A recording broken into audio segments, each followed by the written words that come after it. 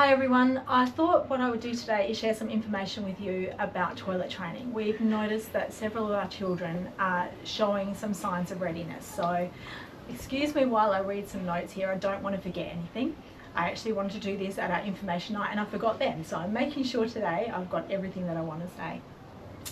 Children are usually showing signs of being ready for toilet training when they are having some dry nappies or when they're doing quite big wheeze at the one time. So previously you might have noticed there's lots of little wheeze and now there's big wheeze happening. So that's often a key sign that children are ready for toilet training.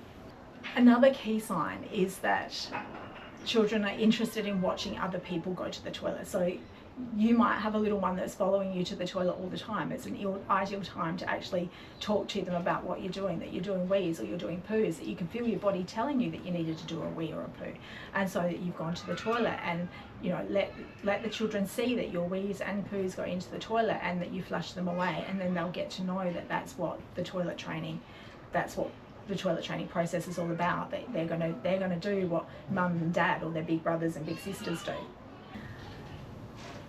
Another key point is that children will often start to not enjoy wearing a nappy. They will be pulling at the nappy, they'll be trying to get a nappy off. That's another key sign that they could possibly be ready for toilet training. And to think about the fact that if they can pull their pants up and down, if they're able to pull their pants up and down, then that's a really key point to making the toilet training successful.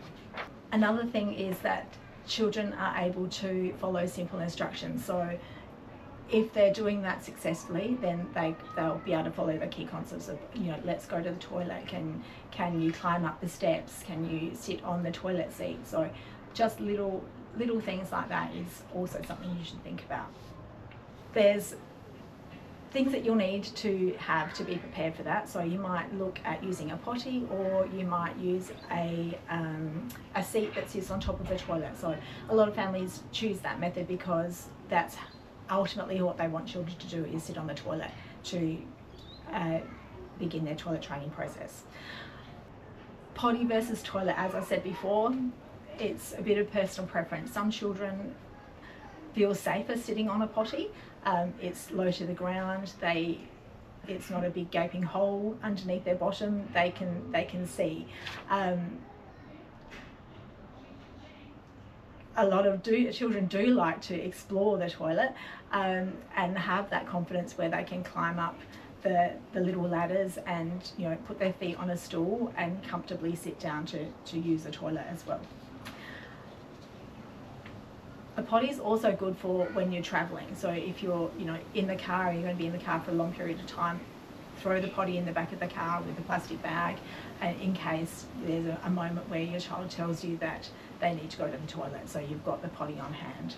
Something else you can think about doing is taking your child to the shops and letting them choose their underwear. So there's different colours, different characters. It's always something that children are very proud of, that they have their own underwear. So let them share in that joy of being able to make that first choice in their toilet training process, that they've chosen the underwear that they're going to wear. Before they start toilet training and you've got the underwear, maybe think about putting it over the top of their nappy, so that they've got that idea and they can start practicing pulling them up and down when they're having their nappies changed. It's something that you can do that is going to make that process a little bit smoother. It's a good idea to start toilet training when there's no big changes happening, or when you've got a settled period at home. So the Christmas break coming up is probably an ideal time, because a lot of families will be at home for 2 weeks and with little in and outs in their day. So if you can keep yourself at home for that period of time, it works really well. That's what I did with my children. I actually took a week off and spent the week at home with the children when they toilet trained, and it was always successful doing it that way. So even a week of not going anywhere can make a big difference. It's really important to make toilet training part of your child's routine. So when they get up in the morning, maybe taking off their sleep nappy and talking to them about the fact that they're going to wear underwear today, or toilet training pants, which are generally a little bit thicker than underwear, but give the same feeling of being wet when they actually do a wee, which is really important. And I have found with a lot of children that pull-ups don't offer the same feeling. The pull-up absorbs wee like a nappy does, so actually feeling wet is a big part of the process of toilet training. It can take some time. It doesn't happen straight away, so it might take a week, it might take a month, it might take a couple of months to get the process of toilet training to the point where it's successful. But the key thing is to be consistent and to keep going. It's also really important to remain positive, which can be difficult to do, but you need to try and be positive and show your child that you know that they're doing the best that they can do. Talk to the children about when they've got wees and poos in their nappy. So you can start that process now. You can say, oh, you've got a wee in your nappy, you've got a poo in your nappy. Maybe in a little while we can do our wees and poos in the toilet. So you talk to them about where wees and poos actually belong. Encourage your children to go to the toilet when they show signs like wriggling or moving around, or if they start passing wind, or if quite often children will go quiet and they'll move away from you and they'll go to a corner. So if you see little things like that, that's often a cue that they can feel that there's a bowel motion coming on or a wee coming on. And when you see that happening, suggest let's go and sit on the toilet, or let's go and sit on the potty. But don't force your child to go. So if they're not ready, just give them a moment and then try again. Try and, if you can, try and swing it so that it sounds like it's their idea to go to the toilet. Quite often that's a positive way to help that process along.